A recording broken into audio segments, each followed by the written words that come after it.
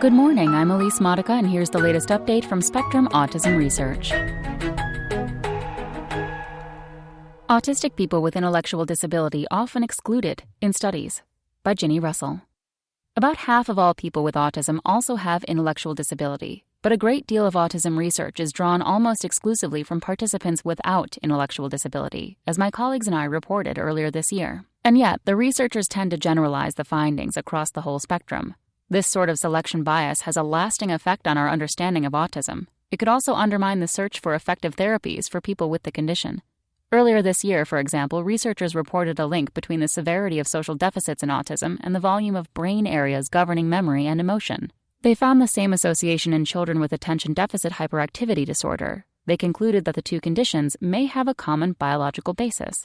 However, 82% of the study's participants have an intelligence quotient above 70, the cutoff for intellectual disability. The findings are more convincing as evidence for a link between attention deficit hyperactivity disorder and autism in the absence of intellectual disability.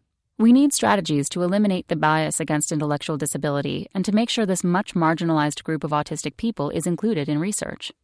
Widespread bias.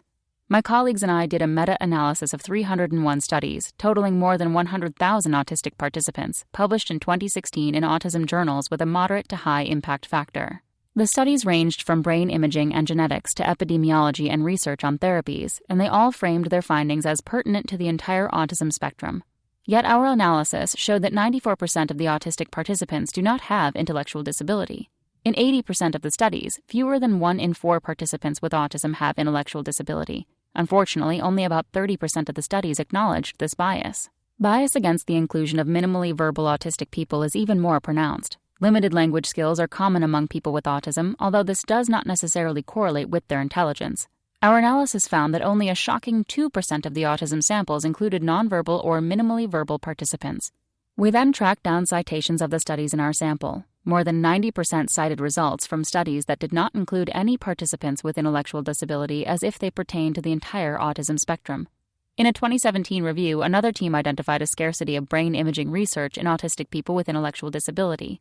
This lack exists in part because researchers have not adequately adapted their experimental and recruitment techniques to work for people with intellectual disability. Some repositories for autism data are similarly skewed. In the U.S. National Database of Autism Research, which has 47,400 participants, only 11% have either intellectual disability or borderline intellectual disability, an intelligence quotient below 85.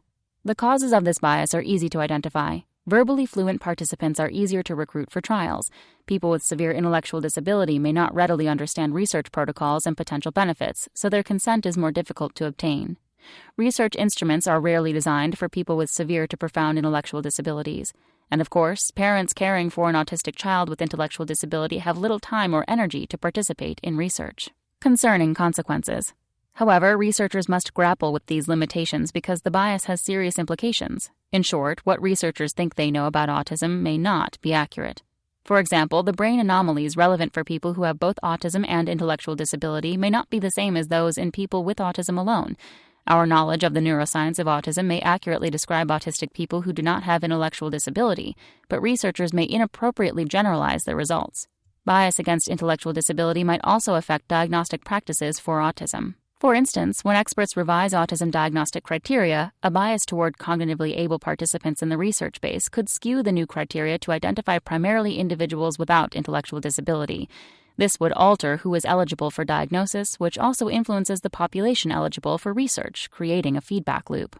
Another important consequence of the bias is a paucity of evidence for the efficacy of autism therapies for these individuals. If a service is exclusively tested on people without intellectual disability, it may be hailed as suitable for all autistic people, but may not be. In fact, mounting evidence suggests that traits, etiologies, and responses to treatment are not the same for autistic people with and without intellectual disability. Some innovative technologies and procedures may help make autism research as inclusive as possible. A new wearable device allows for head movement during a brain scan, and a customizable head mold can help keep a person's head motionless in a scanner, for example. Some researchers have developed techniques to help to coax children with intellectual disability into a scanner. More generally, funding agencies could support studies designed to include autistic participants with individual disability and those who are minimally verbal. When a study has to exclude these individuals for practical reasons, researchers should justify this exclusion in their grant application. and they should always report in their paper, including in its title, whether the findings pertain to all autistic people or just to those without intellectual disability. That's all for today. Check back next Monday for more content from Spectrum Autism Research or go to spectrumnews.org.